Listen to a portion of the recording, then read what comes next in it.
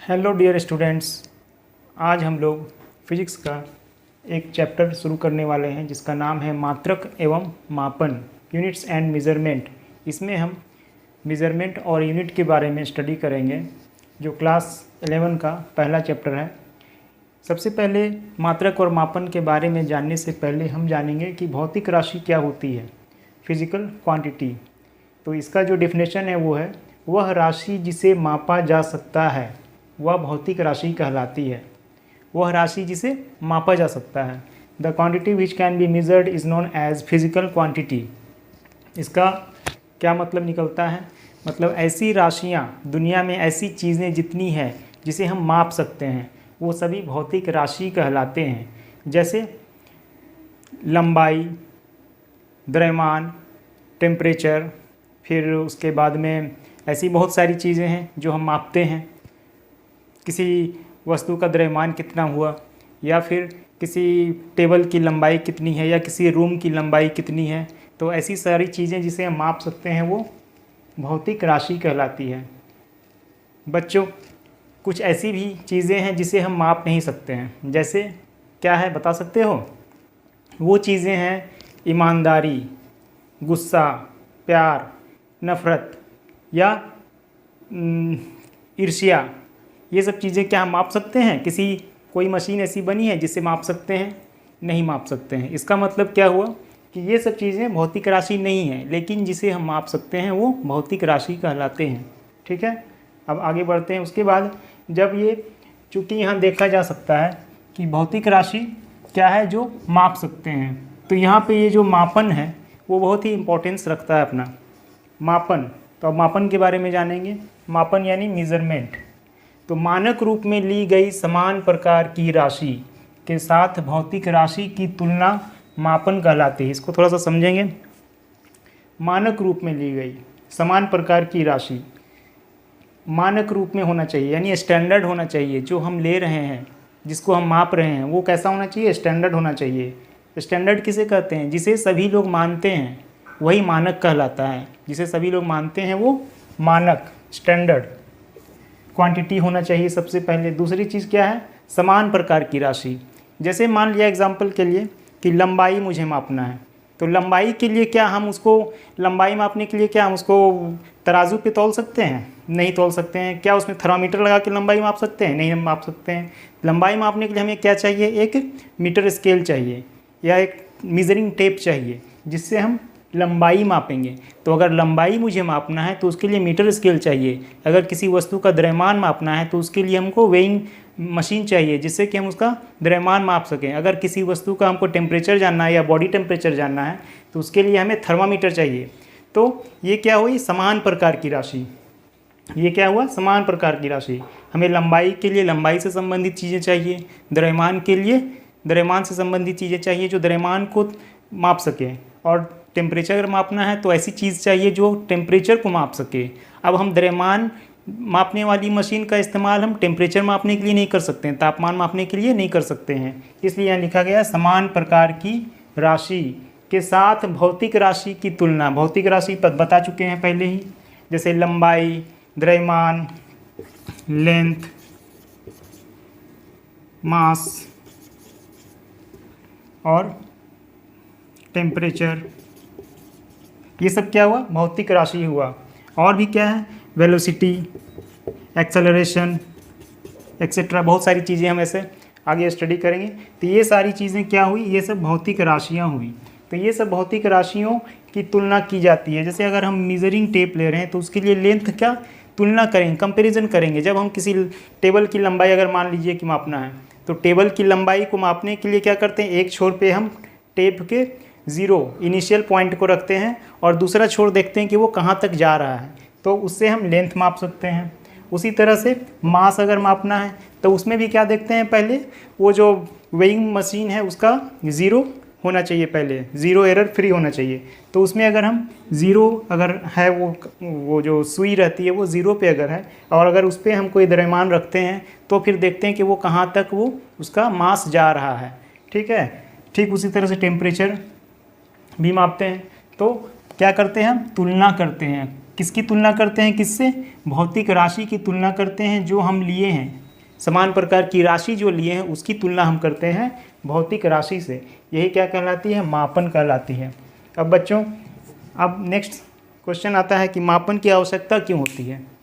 तो ये तुम लोग दैनिक जीवन में भी देखते होगे कि मापन की आवश्यकता क्यों होती है।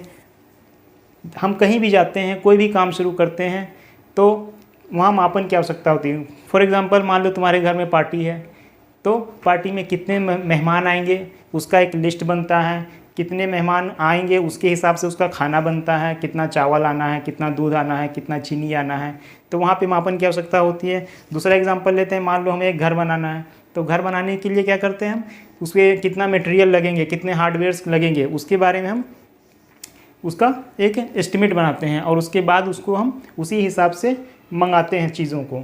तो मापन की आवश्यकता हर जगह पड़ती है हमें, ठीक है। अब हमारा अगला टॉपिक है मात्रक, यूनिट। वह मानक राशि जिसके साथ समान प्रकार की भौतिक राशि की तुलना की जाती है। The standard quantity with which the physical quantity is compared is known as unit. Standard quantity and physical quantity दोनों का कंपैरिजन किया जाता है। ये हम लोग पहले बात कर चुके हैं कि कंपैरिजन किया जाता है। किनका कंपैरिजन किया जाता है? स्टैंडर्ड क्वांटिटी का किसके साथ? फिजिकल क्वांटिटी का, या फिजिकल क्वांटिटी का स्टैंडर्ड क्वांटिटी के साथ कंपैरिजन किया जाता है।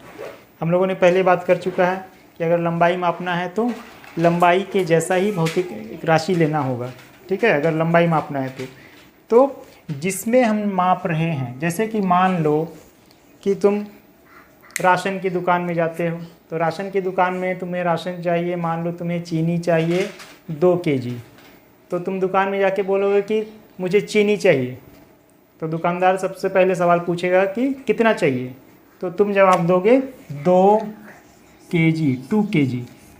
तो ये जो 2 kg, जो kg हम बोल रहे हैं, यही मात्रक हुआ, ठीक है। अब अगर इसको ऐसा सोचो कि हम कपड़े की दुकान में गए और वहाँ हम बोल रहे हैं कि मुझे 2 kg कपड़ा चाहिए, तो बड़ा ही अजीब सा लगेगा सुनने में। और अगर हम राशन की दुकान में जाएं और बोलें कि मुझे 2 मीटर चीनी चाहिए, तो दुकानदार भी सुनकर हंसने लगेगा। क्यों? क्योंकि हम सही मात्रक का इस्तेमाल नहीं कर रहे हैं। जहां हमें द्रव्यमान से संबंधित चीज़ें लेनी है, वहां हम द्रव्यमान वाला मात्रक के बारे में बात करेंगे, और जहां लंबाई के बारे में बात करना है वहां मीटर या सेंटीमीटर या किलोमीटर, इसमें हम बात कर सकते हैं। तो जहाँ लंबाई की बात करेंगे वहाँ लंबाई वाले मात्रक का इस्तेमाल करेंगे, और जहाँ द्रव्यमान से संबंधित चीज़ें चाहिए वहाँ द्रव्यमान वाली चीज़ें इस्तेमाल करें। केजी, ग्राम, मिलीग्राम, ये सब चीज़ें हम इस्तेमाल कर सकते हैं। तो यही होता है मात्रक, यानी वो कैसा होना चाहिए? स्टैंडर्ड होना चाहिए, ठीक है। स्टैंडर्ड होना चाहिए और एक जैसा होना चाहिए, और उसका कंपैरिजन होगा किसके साथ? भौतिक राशि के साथ। तो वही कहलाता है मात्रक। The standard quantity with which the physical quantity is compared is known as unit. अब भौतिक राशि को मापने के लिए हमको 2 चीज़ों की आवश्यकता होती है। हम पहले बता चुके हैं, तुम राशन की दुकान में जाओगे तो कहोगे 2 kg चीनी चाहिए, तो ये जो 2 है, 2 है, ये क्या हो गया? संख्यात्मक मान हुआ, न्यूमेरिकल वैल्यू, और kg हमारा क्या हो गया? यूनिट। तो उसको कैसे लिख सकते हैं? भौतिक राशि इक्वल्स टू संख्यात्मक मान गुणे मात्रक, यानी x equal to NU। x हो गया भौतिक राशि, फिजिकल क्वांटिटी, और n हो गया संख्यात्मक मान, जैसे यहाँ 2, और u हो गया उसका यूनिट।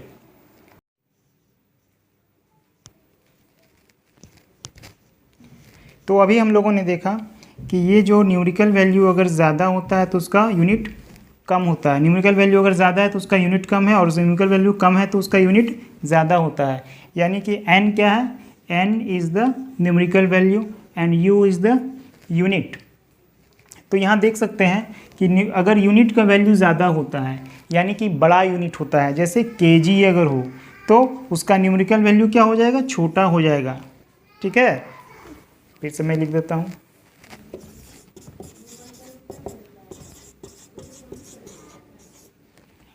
तो यहाँ से हम देख सकते हैं कि जब न्यूमेरिकल वैल्यू, जब यूनिट, जब उसका वैल्यू ज़्यादा होता है तो उसका न्यूमेरिकल वैल्यू कम होता है। अब अगर इसी का उल्टा कर दें, न्यूमेरिकल वैल्यू अगर यूनिट अगर कम हो जाए तो उसका न्यूमेरिकल वैल्यू ज़्यादा हो जाएगा। यूनिट अगर छोटा कर दें, जैसे यहाँ पे ग्राम, क्या है ये, यूनिट को छोटा कर दिया है मैंने, तो उसका न्यूमेरिकल वैल्यू क्या हो जाएगा, बड़ा हो जाएगा, 2000 हो गया, जिससे कि ये दोनों बराबर रहें। तो यहाँ हम देख सकते हैं कि न्यूमेरिकल वैल्यू और उसका यूनिट दोनों एक दूसरे के इन्वर्सली प्रोपोर्शनल है। ठीक है, दोनों एक दूसरे के इन्वर्सली प्रोपोर्शनल है। व्युत क्रमानुपाती, व्युत क्रमानुपाती समझ रहे हो, व्युत क्रमानुपाती इस तरह से लिखते हैं। दो चीज़ें होती है, पहले से तुमको पता होगा, क्लास 9 10 में पढ़े होगे, समानुपाती और व्युत क्रमानुपाती, directly proportional and inversely proportional. Directly proportional में क्या होता है, जब दो वेरिएबल हैं और एक के बढ़ने से दूसरा भी अगर बढ़ रहा है तो वो क्या कहलाता है, समानुपाती। और व्युत क्रमानुपाती में ठीक इसका उल्टा होता है, एक के बढ़ने से दूसरा अगर घट रहा है तो वो क्या होता है, व्युत क्रमानुपाती होता है। ठीक है, ऐसे रिलेशन को क्या कहते हैं, व्युत क्रमानुपाती, इन्वर्सली प्रोपोर्शनल रिलेशन। तो यहाँ n और u यानी कि संख्यात्मक मान और मात्रक में क्या है, इन्वर्सली प्रोपोर्शनल रिलेशन है, व्युत क्रमानुपाती का संबंध है। ठीक है, आगे हम लोग बढ़ते हैं अब नेक्स्ट। चलो अब हम लोग जानेंगे मूल भौतिक राशियाँ, फंडामेंटल फिजिकल क्वांटिटीज़ क्या होती है। फंडामेंटल फिजिकल वे भौतिक राशियाँ जो एक दूसरे पर निर्भर नहीं करते हैं, मूल भौतिक राशियाँ कहलाते हैं। मतलब कुछ ऐसी राशियाँ हैं जो एक दूसरे पर निर्भर नहीं करते हैं। Those physical quantities which don't depend on each other are known as fundamental physical quantities. जैसे मान लो कि लंबाई, लेंथ जो है, मास, टाइम, ये तीनों इंडिपेंडेंट है। यानी कि लेंथ को हम मास के फॉर्म में कभी नहीं लिख सकते हैं, और ठीक उसी तरह मास को हम लेंथ के फॉर्म में भी कभी नहीं लिख सकते हैं। जब भी हमको लिखना होगा मास के लिए तो हम मास का ही यूनिट या मास का जो क्वांटिटी है वही हम इस्तेमाल करेंगे। ठीक उसी तरह से मास के लिए हम कभी भी टाइम नहीं लिख सकते हैं टाइम के फॉर्म में, और टाइम को कभी भी हम मास के फॉर्म में नहीं लिख सकते हैं। यानी ये लेंथ, मास, टाइम, ये सभी क्या है, मूल भौतिक राशियां हैं, ये एक दूसरे पर निर्भर नहीं कर सकते हैं।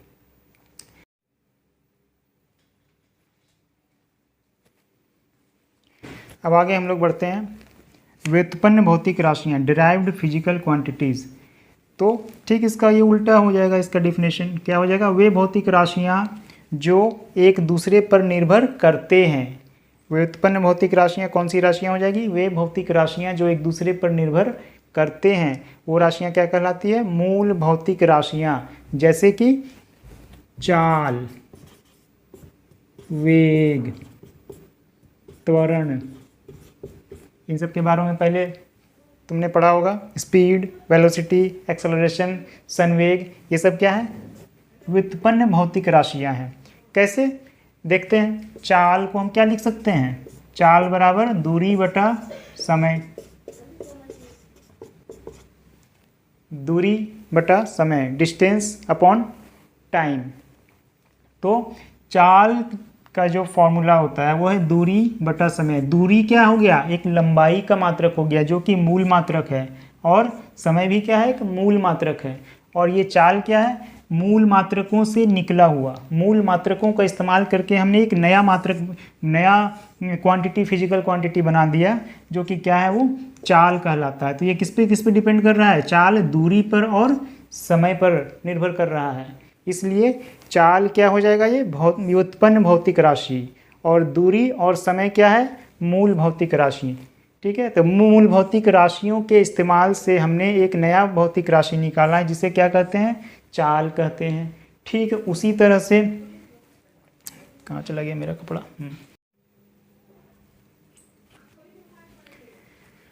अब आगे हम लोग चर्चा करेंगे मूल मात्रक, फंडामेंटल यूनिट्स की। जिस तरह से फंडामेंटल क्वांटिटीज़ के बारे में हम लोग बात किए थे, डिराइव्ड क्वांटिटीज़ के बारे में बात किए थे, उसी तरह से हम मूल मात्रक के बारे में बात करेंगे। वे मात्रक जिनमें मूल भौतिक राशियाँ निरूपित की जाती है मूल मात्रक कहलाते हैं। ये मूल मात्रक क्या है? वो मात्रक है, कौन सा मात्रक है? जिनमें मूल भौतिक राशियों को निरूपित किया जाता है। ठीक है, मूल भौतिक राशियाँ कौन सी हैं? अभी हम लोगों ने बात किया मूल भौतिक राशियाँ कौन सी हैं? 7 होती हैं, द्रव्यमान, लंबाई, समय, ताप, ज्योति तीव्रता, विद्युत धारा और पदार्थ की मात्रा। 1 2 3 4 5 6 7, ये 7 मूल भौतिक राशियाँ हैं। ठीक है, तो मूल भौतिक राशियों के लिए जिस मात्रक की आवश्यकता होती है वही मात्रक क्या कहलाते हैं? मूल मात्रक कहलाते हैं। वही बात मैंने लिखी है, those units in which fundamental quantities are represented, those units that is kg is used to represent mass, meter is used to represent length. So those units in which fundamental quantities are represented are known as fundamental units.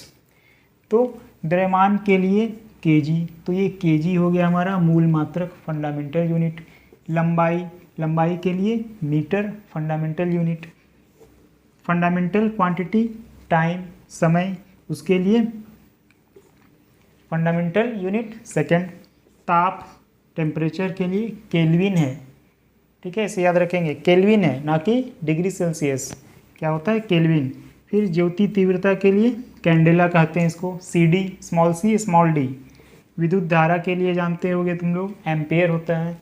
और पदार्थ की मात्रा मोल कहलाती है। मोल के बारे में तुम लोग केमिस्ट्री में पहले पढ़ चुके होगे। आगे इससे अगर हम लोगों को सामना करना पड़ेगा तो इसके बारे में स्टडी करेंगे, हम लोग चर्चा करेंगे। अभी जान लेंगे पदार्थ की मात्रा को किस में लिखते हैं? मोल में लिखते हैं। और ये द्रव्यमान को kg में लिखते हैं। ठीक है, तो अब आगे हम बढ़ते हैं व्युत्पन्न मात्रक। जिस तरह से हम लोगों ने अभी बात किया था किसके बारे में? व्युत्पन्न भौतिक राशियाँ, जैसे चाल के बारे में हम लोगों ने बात किया था ना। तो चाल बराबर क्या होता है? दूरी बटा समय। तो ये जो चाल है वो क्या है? व्युत्पन्न भौतिक राशि है। ठीक है, चाल क्या है? व्युत्पन्न भौतिक राशि। यहाँ व्युत्पन्न मात्रक के बारे में बात करें, डिराइव्ड यूनिट्स, तो इसी का अब जो यूनिट हो जाएगा। चाल क्या है? एक फिजिकल क्वांटिटी है ना जी, ये यूनिट नहीं है। ये क्या है? फिजिकल क्वांटिटी है। ये क्या है? फिजिकल क्वांटिटी है। दूरी, समय क्या है? फिजिकल क्वांटिटी है। और इनका जो चाल का जो यूनिट होगा वो क्या कहलाएगा? Derived unit. डिराइव्ड यूनिट कैसे हो जाएगा इसका देखेंगे। मूल मात्रकों से मिलकर, किनसे मिलकर? मूल मात्रकों से मिलकर बने मात्रक को व्युत्पन्न मात्रक कहते हैं। ठीक है, the units which are derived from fundamental units, fundamental unit से निकाला गया है, फंडामेंटल यूनिट से बनाया गया है।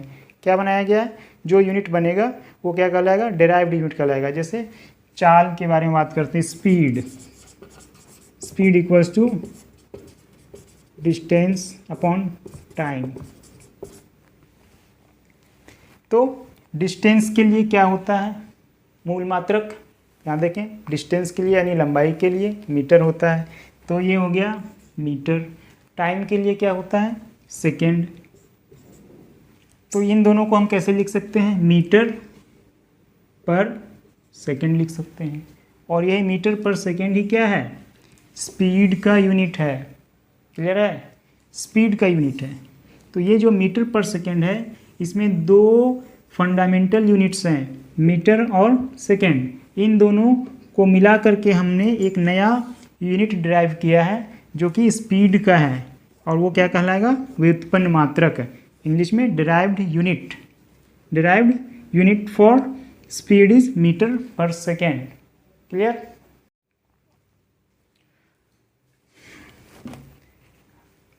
अब इन मात्रकों के अलावा दो पूरक मात्रक भी होते हैं, सप्लीमेंट्री यूनिट्स। पूरक मात्रक ये दो ही होते हैं, एक रेडियन और स्टेरेडियन। इससे कोण मापा जाता है, जो समतल कोण होते हैं। जैसे सरफेस पे अगर मैंने कोई एंगल बनाया तो इसे हम जिस एंगल में बात करेंगे वो एंगल किस में होगा? रेडियन में हम बात करेंगे, ना कि डिग्री में। ठीक है, रेडियन में। तो कोण के लिए समतल कोण क्या कहेंगे इसे, यहाँ दो कोण हो रहे हैं, एक समतल कोण और एक ठोस कोण। ठोस कोण के बारे में भी चर्चा करते हैं, क्या होता है ठोस कोण। समतल कोण, समतल कोण को किस में मापेंगे, रेडियन में, ठीक है, समतल कोण रेडियन में, इसको लिखते हैं RAD। और ठोस कोण को SD, SR, S कैपिटल होगा। तो ये रेडियन तो क्लियर है, जो हम लोग बचपन से पढ़ते आ रहे हैं। कौन सा कोण, सरफेस पे एक कोण बनाया, कोई भी कोण, उसको रेडियन में हम कन्वर्ट कर देंगे। रेडियन पता है ना जी क्या होता है, रेडियन 180 डिग्री इक्वल्स टू कितना रेडियन, कितना रेडियन होता है जी, पाई क्या है, पाई रेडियन में है एक्चुअली। तो 180 degree equals to pi radian, pi radian, और 2 पाई इक्वल्स टू 360 डिग्री। तो समझ में आ गया होगा क्या है रेडियन। अब आगे हम बात करते हैं ठोस कोण के बारे में। ठोस कोण क्या होता है जी, जैसे मान लो तुम जाते होगे तरबूज के दुकान में, तो तरबूज वाला बोलता है एकदम लाल है, हम अभी काट के दिखा देते हैं, और फट से वो चाकू डालता है और चारों तरफ से ऐसे ऐसे ऐसे ऐसे इस तरह से काटता है चारों तरफ से, और हमको एक निकाल के दिखाता है, मान लो ये तरबूज है, और यहाँ पे एक कट किया उसने, तो जो अंदर से वो निकलेगा उसका शेप कैसा होगा, कुछ इस तरह से होगा, इस तरह से होता है ना जी।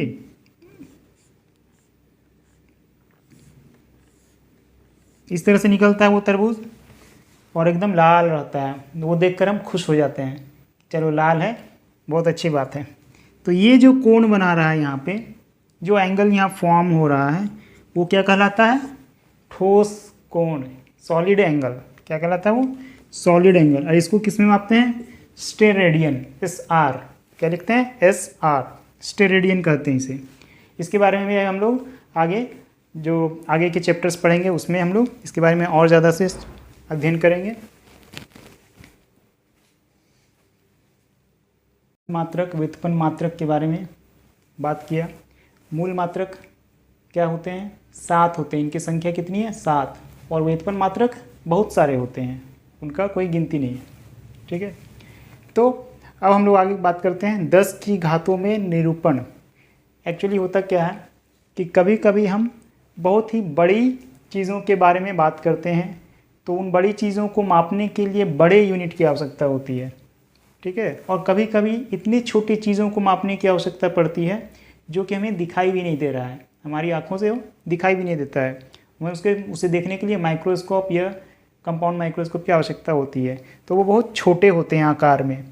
तो बड़े आकार के लिए अब मान लो कि हमें 10⁻12 बहुत बड़ी है, 1000 करोड़ लंबाई की कोई चीज़ है, मान लो 2 स्टार्स के बीच का दूरी पता करना है कितना है, तो उसके लिए क्या करना होगा, बड़े इकाइयों का इस्तेमाल करना होगा। ठीक उसी तरह से अगर हम बड़े इकाइयों का इस्तेमाल करेंगे तो कितना लिखेंगे, 10⁻12। ये क्या कहलाता है, इसका एक खास नाम है, ठीक है, टेरा, इसको कैपिटल T से लिखेंगे। 10⁹ को क्या कहते हैं, गीगा, से कैपिटल G से लिखेंगे। 10⁶ को मेगा, कैपिटल M। 10⁻³ को किलो। इससे सभी लोग वाकिफ़ हैं। जो हम लोग जाते हैं सब्जी की दुकान में, राशन की दुकान में, और क्या कहते हैं, 2 किलो चीनी दे दिए। किलो एक्चुअली क्या है, 1000, 1000 को कहते हैं किलो। 2 किलो चीनी दे दीजिए, बोलना गलत है, एक्चुअली किलोग्राम, केजी बोलना सही है। क्यों, K for kilo, G for gram. Kilometre में बात करते हैं कि एक जगह से दूसरे जगह की लंबाई दूरी हम बताते हैं तो अक्सर किलोमीटर में बात करते हैं। तो किलो मीन्स क्या हुआ, kilo means 10⁻3, kilo means 10⁻3, that is 1000। 1000 means kilo. इसके लिए क्या इस्तेमाल करते हैं सिंबल, स्मॉल k। 10⁻2 हेक्टो कहलाता है, ये स्मॉल h से लिखते हैं। 10⁻1 दैट इज़ 10, वो डेका कहलाता है, DA। और ये जो 10⁻0 है ये बेस यूनिट है, इसका वैल्यू कितना होता है, 10⁻0 का 1 होता है। और इसी के ऊपर अगर बढ़ते हैं तो बढ़ता जाता है, नीचे आते हैं तो वो जो मैंने मात्रक लिए हैं वो छोटे होते जाते हैं। डेसी 10⁻⁻1 मीन्स क्या हुआ, 10⁻⁻1 दैट इज 1/10। 1/10 को कितना लिख सकते हैं, 10⁻⁻1 को ही कहते हैं 1/10। तो ये क्या कहलाता है, डेसी कहलाता है। 10⁻⁻2 को क्या कहते हैं, सेंटी। इसको भी जानते हो तुम लोग, सेंटीमीटर बोलते हैं। सेंटीमीटर में लंबाई मापते हैं ना जी, तो क्या है एक्चुअली 10⁻2 मीटर के बराबर होता है। 1 सेंटीमीटर,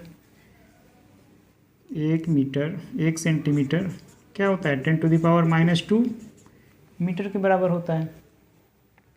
तो ये cm जो लिखते हैं वो c क्या है, c फॉर सेंटी, इसे स्मॉल c से लिखते हैं। 10⁻³ ये है मिली। 10⁻6 को माइक्रो कहते हैं, इसको म्यू से लिखते हैं। ये क्या है, ये सिंबल का एक खास नाम है म्यू। क्या है, म्यू। इस तरह से u को थोड़ा सा इधर खींच देंगे तो वो म्यू बन जाएगा। 10⁻9 को नैनो, n फॉर 9 और n फॉर नैनो, इस तरह से याद रख सकते हैं इसको। और इसका सिंबल भी स्मॉल n। 10⁻12 को क्या कहते हैं, पीको, स्मॉल p से लिखेंगे। 10⁻15 को फेम्टो, स्मॉल f। 10⁻18 को एटो, ATTO, एटो, इसका सिंबल है स्मॉल a। तो अगर हम लंबाई मापेंगे, बहुत बड़ी लंबाइयाँ होंगी तो गीगा, मेगा, किलो इन सब की बात करेंगे। बहुत छोटी लंबाइयाँ होंगी तो माइक्रो, मिली, नैनो, पिको, इन सब में हम उसे रिप्रेजेंट करेंगे। अब मान लो कि 10⁻9 को अगर हम इस तरह से लिखें, 1/, एक पे कितना ज़ीरो, 1 2 3 4 5 6 7 8 9, बहुत लेंदी प्रोसेस हो जाता है ना ये। 1/ कितना हो गया, इकाई, दहाई, सैकड़ा, हज़ार, 10,000, लाख, 10 लाख, करोड़, 10 करोड़, अरब, 1 अरब। ये बहुत लेंदी प्रोसेस है, बहुत लेंदी हो जा रहा है। इसको हम शॉर्ट में कैसे लिखेंगे, 10⁻9। तो इससे क्या होता है, ये प्रोसेस शॉर्ट हो जाता है। वो एक साइंटिफिक मेथड है ये लिखने का। अब अगर हम ये 10⁻9 लिखें तो ये कितना हो जाएगा, फिर वही हो जाएगा 1 2 3 4 5 6 7 8 9, ये फिर हो गया 1 अरब के बराबर। तो इतना लिखने से अच्छा है, यहाँ कन्फ्यूज़न भी होता है, ज़ीरो कितना है वो गिनना पड़ेगा ध्यान से। अगर एक गलती हुआ तो बहुत 10 गुना का नुकसान हो जाएगा। इसलिए क्या करते हैं, 10⁻9 लिख देते हैं। ये क्या कहलाता है, गीगा कहलाता है। And this is the scientific method to represent powers of 10। Okay.